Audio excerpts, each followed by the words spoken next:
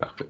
Donc, dans cette troisième étape du tutoriel, on va démontrer comment est-ce que nous pouvons générer des relations entre les différentes classes de notre application. Donc, pour l'instant, nous avons une table livre, ici avec un ISBN, un titre et un prix, et nous avons aussi une table détail de livre avec sa propre clé primaire, sa description, le nombre de pages et le genre du livre. On aimerait une relation 1 à 1 entre la table livre et la table détail de livre. Est-ce qu'on pourrait m'expliquer dans quel contexte est-ce que je voudrais créer une relation 1 à 1 entre deux tables, puisqu'en réalité, les informations qui sont dans les deux tables sont pour la même entité. Je pourrais tout simplement prendre tout ce qu'il y a dans détail livre et le mettre dans livre, tout simplement. Quel est mon avantage? Quel est l'intérêt? Quelle est la situation qui justifie que je veuille créer une table à part et faire une relation 1 à 1? Quelqu'un peut nous éclairer?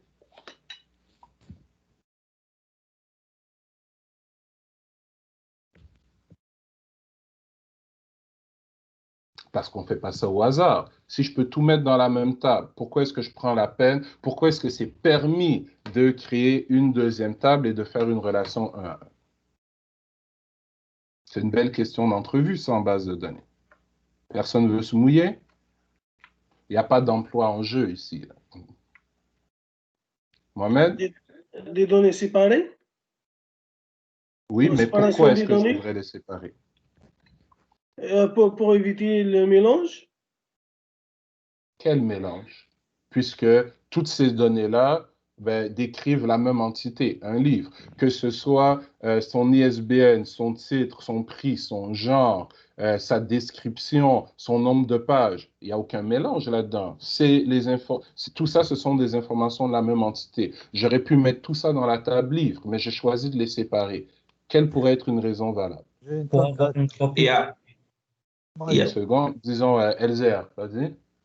Oui, pour un premier temps, il y a d'abord le rangement des fichiers et aussi la recherche pour permettre une recherche plus facile et aussi pour le stockage des fichiers, des mêmes éléments dans les mêmes endroits. OK. Donc, dans ce que tu as suggéré, ce que je vais garder, qui est une réponse vraiment, vraiment valide, c'est pour la recherche. Et je l'ai dit tout à l'heure en début de présentation que quand vous cherchez un livre, ça va, à la bibliothèque par exemple, le plus souvent, vous allez connaître soit son ISBN, soit son titre. Ou si vous voulez acheter un livre, vous avez beau être un lecteur passionné, mais vous êtes limité par votre budget. Donc, vous allez chercher des livres entre tel et tel prix. Ça va? Donc, si je sais que parmi tous les champs qui décrivent un livre, ce sont ces trois champs-là qui sont le plus souvent recherchés, ben, je vais peut-être les mettre dans une table à part et je vais même rajouter peut-être des index sur ces champs-là. Parce qu'on sait que des index dans une base de données, ça permet d'accélérer les recherches. Et toutes les autres informations qui sont importantes, mais pas aussi souvent demandées, je vais les mettre dans une table à part et je vais faire une relation de 1 à 1. Donc ça, c'est une raison. Quelqu'un aurait une autre raison? Excusez-moi, peut-être séparer l'auteur des livres, parce que... Mais on n'est même pas encore en train de parler de l'auteur, là. Ça va? L'auteur, c'est un concept à part, donc c'est sûr qu'il doit être séparé. C'est sûr que je vais avoir une clé étrangère auteur tout à l'heure, mais on ne parle pas encore de l'auteur, on parle de tout ce qui décrit seulement le livre. Ça va? Donc tout ce que j'ai ici dans le livre et tout ce que j'ai ici dans le détail de livre ne réfère qu'au livre, à aucune autre entité. Donc, l'idée ici, l'autre réponse intéressante que je cherchais, c'est la limite qu'un serveur de base de données permet en termes de nombre de champs pour décrire un enregistrement. Pour l'instant, vous avez travaillé avec MySQL, vous avez travaillé avec SQL Server et vous avez travaillé avec Oracle. Ça va? Si je prends un serveur de base de données un peu moins performant comme Access, Access permet de créer des tables avec des enregistrements qui ont un maximum de 255 champs. Mais si j'ai une entité qui demande plus que 255 champs pour la décrire. Exemple, je fais une base de données qui permet de répertorier toutes les pièces nécessaires pour la construction d'un Boeing 749. 549, si ça existe, peu importe. Ben, on s'entend que le nombre de champs nécessaires va dépasser 255. Donc, ce que je vais faire, je vais créer plusieurs tables. Chaque table ayant une partie des champs nécessaires pour décrire les pièces d'un Boeing, et il va avoir une relation 1 à 1 entre chacune de ces tables. Tout le monde a compris l'idée? Non. Allô? Oui, j'ai dit non. Oui. Pas bien compris. Tu as compris ou tu n'as pas compris, Mohamed? J'ai dit que j'ai pas compris. J'ai dit que j'ai pas compris. Ce que tu as dit au niveau. Tu n'as pas compris l'exemple ou ton son a coupé et tu n'as pas compris? Bah, ce que tu as dit au niveau de. Donc, si tu as une entité qui, pour la décrire, demande 1000 informations, ça va jusque-là? Ok. Donc, 1000 informations, dont 1000 champs. Mais dans une table, ton serveur de base de données ne te permet que d'avoir 20 champs. Qu'est-ce que tu fais? Donc, tu vas créer plusieurs petites tables de 20 champs et tu vas créer des relations 1 à 1 entre chacune de ces tables. Et dans chacune des tables, tu vas mettre 20 informations sur les 1000 informations qui décrivent ton enregistrement. Donc, la ligne 1 de chacune de tes tables de 20 enregistrements vont tous contenir une petite partie des informations sur une de tes entités. Donc, c'est ce que j'ai dit tout à l'heure, expliqué d'une autre façon. Ça va? Ok, c'est beau. Parfait. Donc, je veux créer une relation 1 à 1 entre la table livre et la table livre détail qui se trouve ici. Donc, voici comment on va procéder. Du côté livre, ça va? Parce que dans une relation 1 à 1, il y a quand même une table parent et une table enfant. Ma table livre, c'est elle la table parent. Ma table livre détail, c'est elle la table enfant parce qu'elle donne des informations supplémentaires sur le livre. Donc, ce qu'on va faire, c'est que ici, dans livre, on va rajouter une propriété propre. On va rajouter une propriété. Ma propriété, elle va être public virtual. Ça va être important, le mot virtual ici, à ne pas oublier. Elle va être de quel type? Elle va être de type livre.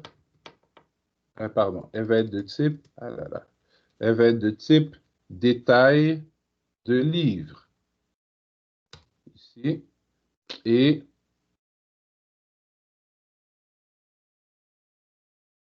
elle va s'appeler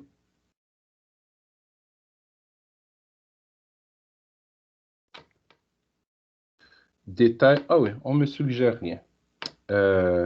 OK, appelons-la détail, tout simplement.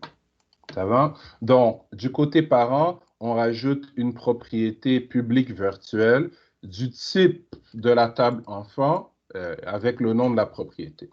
Du côté enfant, donc détail de livre, on va ajouter là aussi, propre, une propriété virtuelle, virtual, du type du parent, donc du type livre, et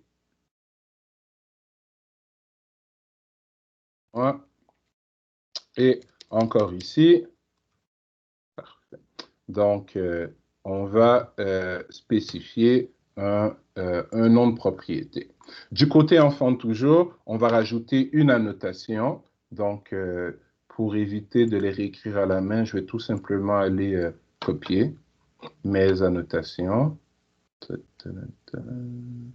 dans le détail. Non? Oui. Il y a une relation entre livre et détail du livre, comme on l'a dit tantôt. C'est ça? Mais c'est ce qu'on est en train de créer. On est en train de créer la relation 1 à 1. Ah, ok. Créer la relation 1 à 1, du côté parent, il faut rajouter une propriété virtuelle qui pointe vers l'enfant. C'est la première étape. Et là, on est en train de faire les étapes du côté enfant. Du côté enfant, il faut rajouter une propriété virtuelle qui pointe vers le parent. Deuxième étape. Et troisième étape, il faut rajouter une annotation au-dessus de la clé primaire de livre détail qui dit que cette clé primaire va aussi être une foreign key, donc une clé étrangère qui va pointer sur quoi? Sur la table parent livre. Parce que ce qu'on veut, si c'est une relation 1 à 1, on veut que l'ID ici de la table enfant ait quoi comme valeur? On veut qu'elle ait comme valeur la même chose que l'ID de la table parent. Donc, si ici mon ID c'est 1, sur la ligne 1, je veux que automatiquement mon serveur de base de données mette la valeur 1 dans la clé primaire ici de ma table détail livre, donc qui est aussi une clé étrangère de l'autre côté. Donc, générons la base de données pour voir ce que ça donne. On a une photo de ce à quoi ressemble ma base de données pour l'instant. Donc, pour ce qui est de... excusez-moi. Je vais avoir besoin d'une photo des deux tables ici pour voir comment est-ce qu'elles vont être modifiées quand on va exécuter notre code. Donc, je vais venir choisir détail livre et livre, juste ici. Donc, on voit qu'ici, j'ai tout simplement clé primaire. Ça va? Et donc, normalement, je devrais avoir primary key et foreign key ici en haut pour dire que la clé primaire ici est remplie avec quoi? Avec les informations venant de la clé primaire d'ici. Donc, c'est ce qu'on va essayer de générer dans quelques secondes. Donc, je retourne dans mon application. On va sauvegarder le tout. Détail livre, je crois qu'on l'avait déjà rajouté. Oui, détail livre est rajouté dans notre DB context. On va donc lancer l'application.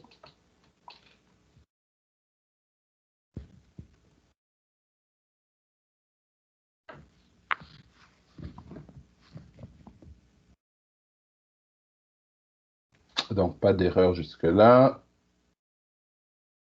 Donc, ça devrait passer. Voilà. Je vais fermer ceci.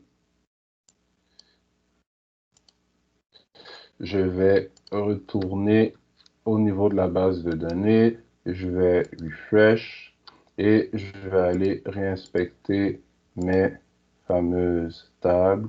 Donc, la table détail de livre et la table livre. Donc, si je me place juste ici, donc je peux constater que j'avais donc primary key et maintenant j'ai primary key et primary key et foreign key juste ici. Et en bas, on n'a aucun changement, ce qui est normal. En bas, on n'a aucun changement. Donc, on a bel et bien une relation 1 à 1 entre la table livre et la table détail livre. Ça va pour tout le monde? Donc, je vais juste répéter ce qu'il faut faire. Donc, du côté parent, qui est la table livre, tout ce qu'on a fait, c'est rajouter une propriété virtuelle qui pointe vers l'enfant avec un nom de propriété. Et dans la table enfant, ce qu'on a fait, c'est qu'on a rajouté une propriété virtuelle qui pointe vers le parent, mais en plus de ça, on a rajouté le fait que la clé primaire de ma table détail livre est aussi une clé étrangère, aussi une clé étrangère vers la table livre. Ça va? Donc, ce sont les étapes à retenir, à mémoriser pour être en mesure de créer une relation 1 à 1 entre deux tables en utilisant le Entity Framework Code First. C'est clair pour tout le monde? Excusez-moi, Marc. Vraiment, Oui. c'est juste que je n'ai pas compris. Est-ce qu'on ne doit pas mettre, par exemple, le même nom sur le clé étrangère, c'est celui le clé primaire? Boubacar, je viens de répéter la règle à suivre. Non, on ne doit pas mettre le même nom, on doit mettre le nom de la table parent. C'est ça la De la règle. C'est table ça. par. Ça va? Donc, je mets livre ici. C'est Donc, bon? il y a pas de champ. Donc, la référence, c'est la table, ce n'est pas le champ. Effectivement, parce que dans une relation 1 à 1, ben, chaque enregistrement de la table livre est associé à un seul enregistrement de la table détail livre. Donc, la première ligne de ta table livre est associée à la première ligne de ta table détail livre. La 10e ligne de ta table livre est associée à la 10e ligne de ta table détail livre. Donc, l'ID de la 10e ligne de ta table livre doit être le même ID que l'ID de la 10e livre dans ta table détail livre. Ça va? C'est pour ça que ma table enfant pointe sur l'ID de ma table parent. Ça va? Donc, l'ID de ma table enfant est comme une foreign key qui pointe vers l'ID de la table parent. Ça va? Ça a clarifié? Oui. Parfait. Donc, allons maintenant vers une relation 1 à plusieurs.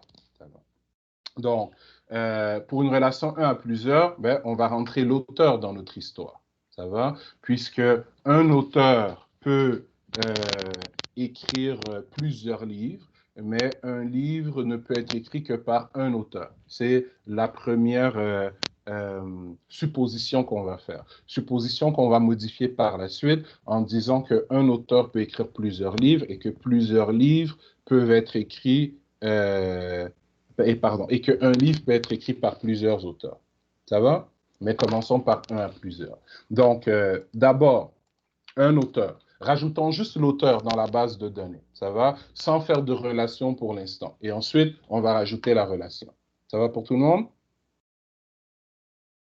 D'accord. C'est juste Donc, pour MySQL, on oui. a appris que plusieurs à plusieurs, il faut une table intermédiaire entre les deux. Et pour la que table ça- intermédiaire va être générée automatiquement si on met les bonnes annotations. C'est ce que je veux démontrer. Parfait.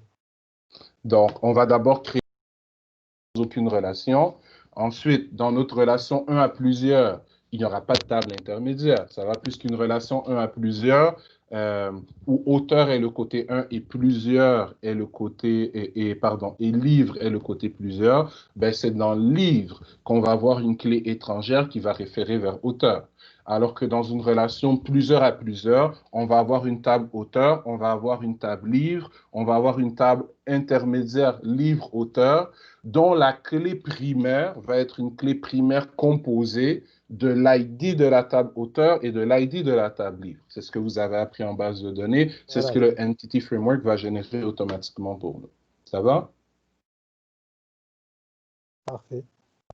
Donc, c'est bon. J'écrirai une petite lettre à votre prof de base de données pour lui dire que, bon, vous avez quand même écouté un peu dans son cours. Donc, allons-y. Un auteur a évidemment un nom. Donc, je vais y aller ici avec rapidement. Donc, prop. Donc, ben, il a un ID aussi, évidemment. Donc, je vais y aller avec auteur ID. Donc, ça, c'est réglé.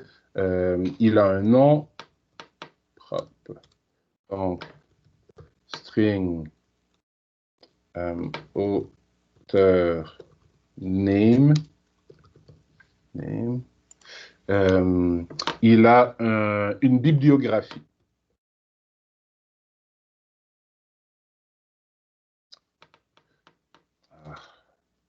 Hop. Donc, string. Pardon. String et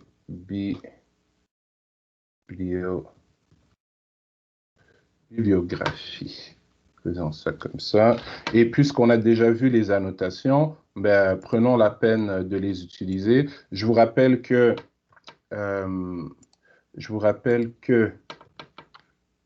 Data annotation contient les annotations de validation. Ça va? Les mêmes qu'en ASP-MVC, donc les require, les range, les regular expression annotation, etc., etc. Alors que schéma contient les annotations qui sont spécifiques au schéma de la base de données, comme key ou foreign key, par exemple. Donc, j'ai mal écrit string. Donc, moi, ce que je veux ici, c'est que l'auteur, évidemment, le nom de l'auteur ne doit pas être nvarchar max. Donc, le nom de l'auteur, disons une cinquantaine de caractères au maximum, une dizaine au minimum. Ça va pour notre base de données. Donc, strength length, donc je vais dire 50 au maximum et on va mettre 10 au minimum. On veut que ce soit, excusez-moi, ici, min, seconde, minimum length 10. On veut que ce soit obligatoire, donc tout auteur dans notre système doit avoir un nom, donc on va mettre require. Et j'aurais pu avoir nom et prénom, mais je vais faire un exemple simple. Et ici, bon, un auteur, je ne veux pas nécessairement, ce n'est pas obligatoire qu'il ait une bibliographie. Il y a des auteurs, disons, qui sont jeunes, qui sont méconnus. On n'a pas beaucoup de choses à raconter sur eux, mais on veut au moins, donc on veut permettre que ce soit nul, ça va? Mais si ce n'est pas nul, on veut que ça ait au moins, disons, pas de minimum, ça va? On ne va pas donner de minimum, mais on aimerait donner, quoi, disons, 300 caractères, ça va? Donc, allons-y comme ceci. Donc, l'auteur va être créé, mais il n'y a pas encore de relation avec la table. Je vais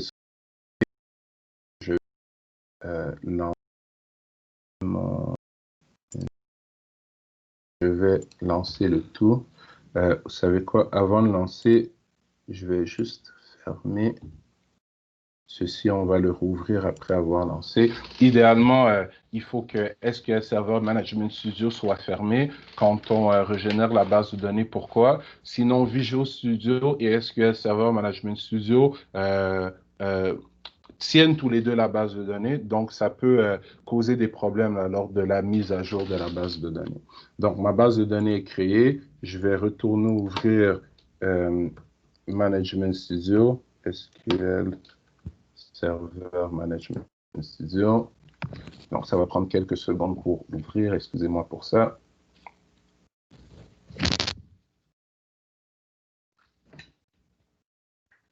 Donc, on va se connecter. Allons examiner notre base de données avec ces tables. Et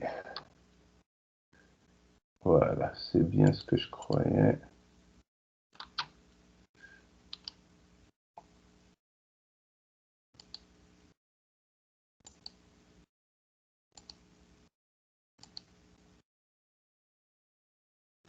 Pour une raison X, il n'a pas généré notre table auteur. Ah, voilà. Pourquoi il n'a pas généré notre table auteur? C'est assez simple en fait. Laissez-moi juste refermer mon serveur de base de données, c'est mon erreur. J'ai bel et bien créé une table auteur juste ici, mais on l'a spécifié tout à l'heure. Une table ne devient une classe ne devient une classe entité et donc disponible pour générer une table correspondante dans la base de données que lorsque on l'inclut dans notre classe héritante de dbContext comme étant un dataset. Donc, allons-y. Donc, ici, je veux pas dataset, mais dbset. Un dataset, c'est un type de données en ADO.NET qui permet de représenter un sous-ensemble de la base de données. Donc, un DB7 d'auteur et auteur, comme ceci. Donc, je vais sauvegarder, je vais régénérer et ça devrait aller maintenant. On devrait avoir notre table auteur qui apparaît dans la base de données. Donc, attendons quelques instants. Voilà. SQL Server, SQL Server Management Studio.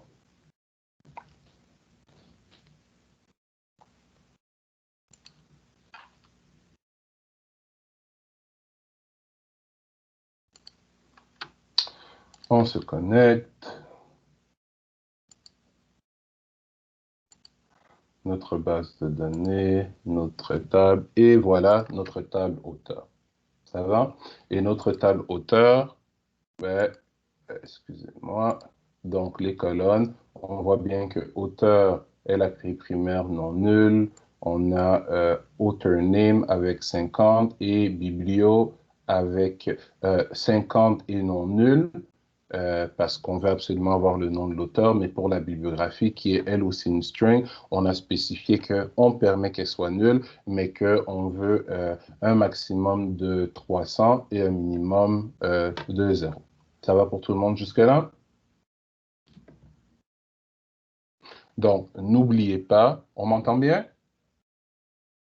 Oui, très bien. Oui, Parfait. on t'entend. Donc, Oui, mais n'oubliez ça pas va. que... Parfait. Donc, n'oubliez pas que chaque fois qu'on rajoute une nouvelle classe, si on veut l'utiliser comme une classe entité, il faut absolument la mettre dans notre classe qui hérite de DB Context. Ça va? Sinon, ce n'est qu'une classe C# standard. Donc, je vais fermer ceci encore. Et je vais maintenant attaquer la relation 1 à plusieurs. Donc, rappelons-nous que la 1 à 1, donc 1 à 1 du côté parent, on donne une propriété qui vise l'enfant et du côté enfant, on donne une propriété qui vise le parent, mais on rajoute au-dessus de l'ID la notation foreign key avec le nom de la table parent.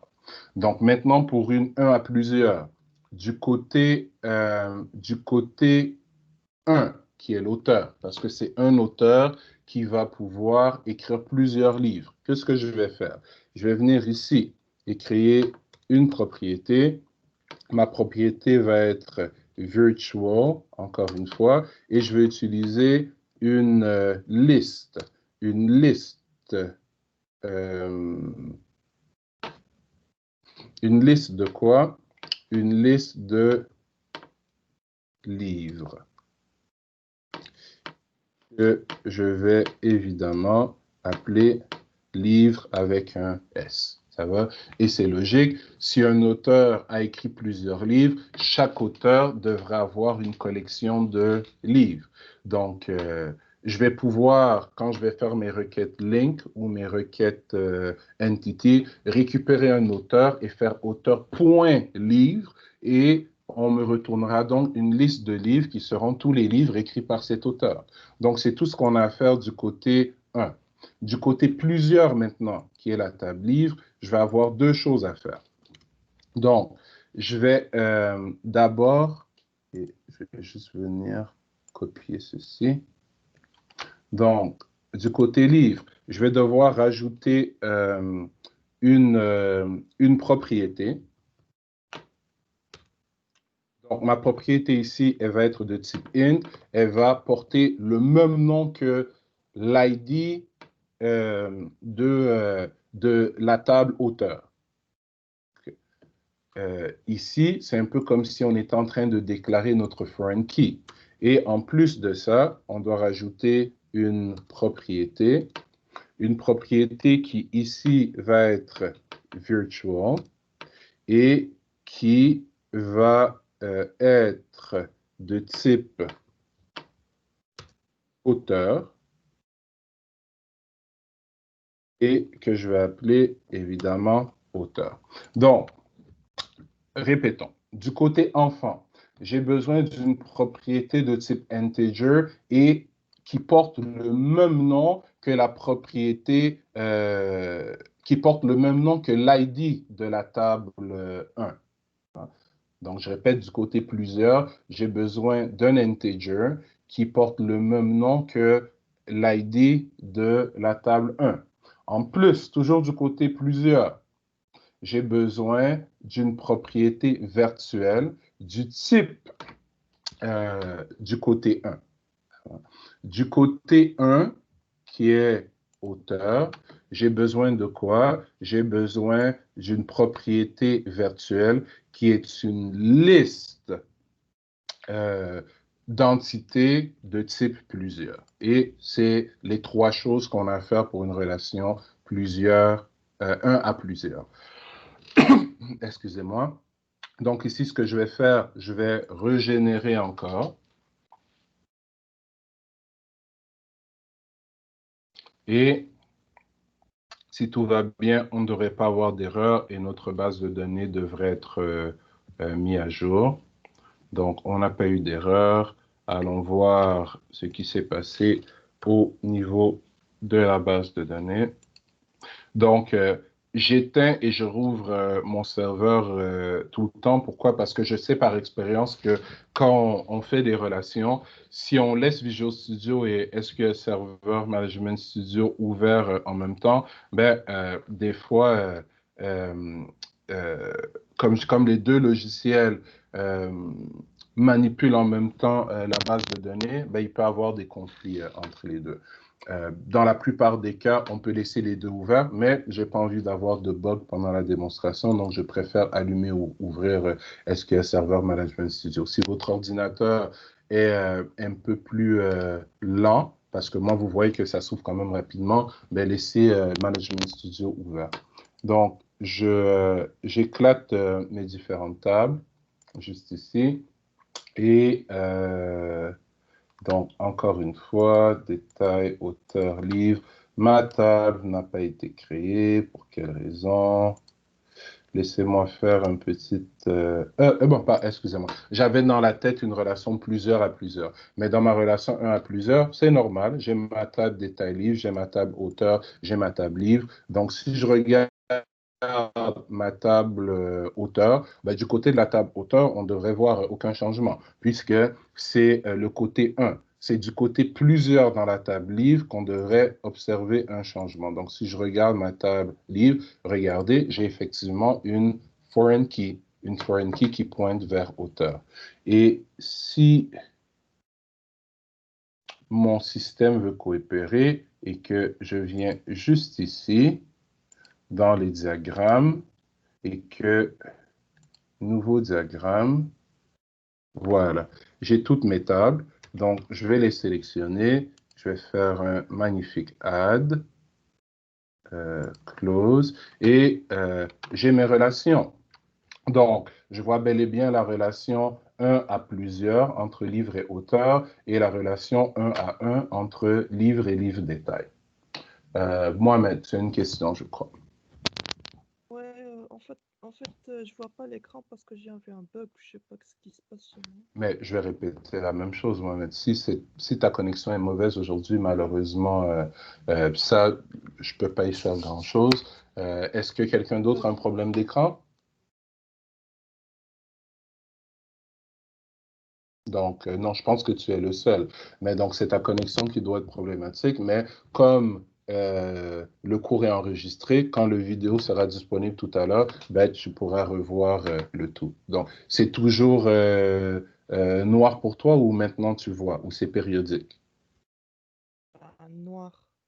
Donc, peut-être que tu devrais sortir de la réunion et réintégrer la réunion. Et ça ferait un reset de ton écran. Parce que tous les autres semblent ne pas avoir de problème. Ça va? Donc, sors de la réunion et reviens dans la réunion. Parfait. Donc, pour les autres, ça va? Tout le monde a compris ce qui vient de se passer? Oui. Parfait. Donc, SQL Server Management Studio, je crois avoir mis le lien, si je me souviens bien, dans notre canal général la semaine dernière. Donc, je vous encourage à le télécharger. Ça vous permet d'avoir beaucoup plus de contrôle sur votre base de données, c'est important de garder en tête aussi que si je viens juste ici dans Visual Studio, disons bouton droit, ajouter un nouvel élément, et que je viens ici dans Data et que je crée une base de données SQL Server, comme on a appris à le faire, une base de données qui va apparaître dans mon dossier AppData, ben, cette base de données dans SQL Server Management Studio, elle va aussi apparaître ici dans mes snapshots de database. Donc, ça vous permet vraiment d'avoir le vrai outil d'administration de base de données et non pas rester coincé dans les petites options que Visual Studio vous donne. Ça va pour ça? Oui, finalement. Super. Donc, si je reviens dans Visual Studio, donc résumons ce qui a permis de créer ce magnifique diagramme. Et pour le diagramme, je répète, je suis juste venu ici dans ma base de données New Diagram et ça m'a permis de choisir les éléments que je voulais afficher dans mon diagramme. Et puisque nous avons une relation 1 à 1 entre livre et détail de livre et 1 à plusieurs entre auteur et livre. Les relations ont été schématisées ici. Pour produire cette relation 1 à plusieurs, je répète ce que j'ai fait. Dans la table auteur qui est du côté 1, j'ai tout simplement déclaré une propriété publique virtuelle qui était une liste de livres puisque un auteur, excusez-moi, peut avoir plusieurs livres à son actif, alors que du côté livre, qui est le côté plusieurs, qu'est-ce qu'on doit faire? On doit créer une propriété qui est un integer et qui a comme nom le même champ que l'ID de la table 1, de la table auteur. Et ensuite, une propriété virtuelle qui pointe vers l'auteur. Donc, c'est les trois choses qu'il faut faire pour créer une relation, 1 à plusieurs. Donc, encore une fois, je vais fermer au niveau de mon serveur Management Studio et allons maintenant vers la relation plusieurs à plusieurs. Ça va pour tout le monde? Donc, pour la relation plusieurs à plusieurs, du côté auteur, on n'a rien à changer puisque l'auteur peut déjà écrire plusieurs livres. Ce qu'on aimerait, c'est que le livre puisse être écrit par plusieurs auteurs. Donc, ce qu'on va faire, on va prendre ceci, on va le mettre en commentaire et on va plutôt déclarer une propriété qui va être public virtual et qui va être, encore une fois, une liste, mais cette fois-ci, une liste d'auteurs. Les auteurs qui ont collaboré à la rédaction de ce fameux livre. Et voilà. Donc, pour une relation plusieurs à plusieurs, de chaque côté de la relation, j'ai besoin d'une liste publique virtual qui pointe vers notre collaborateur, vers le type opposé. Donc, dans livre, une liste publique virtuelle de auteurs et dans auteur, une liste publique virtuelle de livres. Donc, je vais sauvegarder encore une fois et je vais exécuter. Et lorsqu'on va rouvrir SQL Server Management Studio, ce qu'on devrait constater, c'est qu'on a une table intermédiaire qui a été créée automatiquement pour nous et qui contient quoi comme clé primaire? Une clé primaire composée de quoi? De l'ID de l'auteur et de l'ID du livre. Donc, ouvrons SQL Server Management Studio.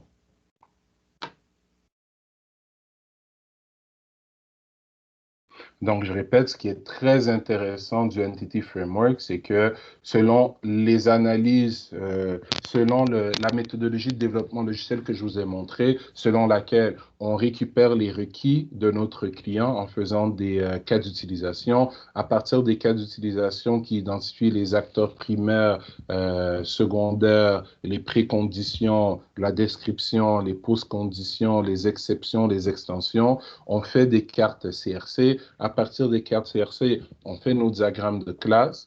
À partir du diagramme de classe, on pouvait faire aussi une ébauche de l'interface usager et notre diagramme entité-relation. Ça va? Et on faisait ça pour chaque cas d'utilisation. Donc ici, dès qu'on arrive au diagramme de classe, au lieu de faire le diagramme entité-relation ici, ben, nos classes, si ce sont des classes entités, nous permettent automatiquement de générer la base de données. Si on passe au prochain cas d'utilisation et qu'on retrouve les mêmes entités, mais qu'il y a des attributs qui leur ont été rajoutés, on met à jour nos classes entités et boum, la base de données à la structure qu'il nous faut. En plus, on a déjà les classes avec les getters qui nous permettent de faire nos opérations CRUD sans avoir pris la peine de faire des requêtes create table ou alter table. C'est vraiment ça la puissance de cette technologie et cadre vraiment au processus de développement logiciel agile comme le Scrum ou le Kanban. Et je crois d'ailleurs que sur le canal de cours, je vous avais donné aussi il y a quelques semaines des liens vers des pas été fait par moi cette fois-ci, mais que je trouvais très bien fait et qui résumait ce qu'était le Scrum, par exemple, ou le Kanban. Donc, je vous encourage à aller les voir si vous ne les aviez pas regardés. Donc, éclatons notre base de données, juste ici, et si tout s'est bien passé, voilà, livre-auteur, juste ici. Et donc, si je regarde livre-auteur, ben, je constate effectivement que le livre-auteur contient quoi? Contient une clé primaire composée. Composée de quoi? De la clé primaire de la table livre et de la clé primaire de la table auteur. Et les champs de cette clé primaire sont remplis avec quoi? Avec les informations provenant des tables livres et auteurs. C'est pour ça qu'on a primary key et foreign key pour chacun d'entre eux. Et si le diagramme s'est bien généré, on devrait avoir livre-auteur qui a été rajouté. Ça va. Donc, si je choisis toutes mes entités, voilà. Et voilà ma magnifique base de données générée à partir de classe C#. Donc, je peux prendre ce schéma et l'insérer dans ma documentation. Je peux faire quoi? Je peux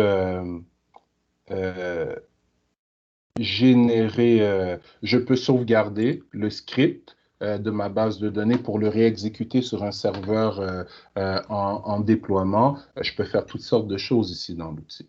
Donc, et voilà, on a couvert nos 3 relations au niveau de la base de données. On a vu comment effectuer des opérations de type CRUD. On a vu comment faire des sélections, des insertions, des deletes, des updates. On a vu comment contrôler la structure des champs. On a vu comment contrôler la création des champs dans notre base de données en utilisant des annotations dans component model.data annotation et dans component model.data annotation.schema. Donc, il y a encore beaucoup plus que ça au Entity Framework, mais présentement, on a assez d'outils pour être capable d'attaquer les prochaines fonctionnalités de notre projet de session, qui est notre fameux site de e-learning.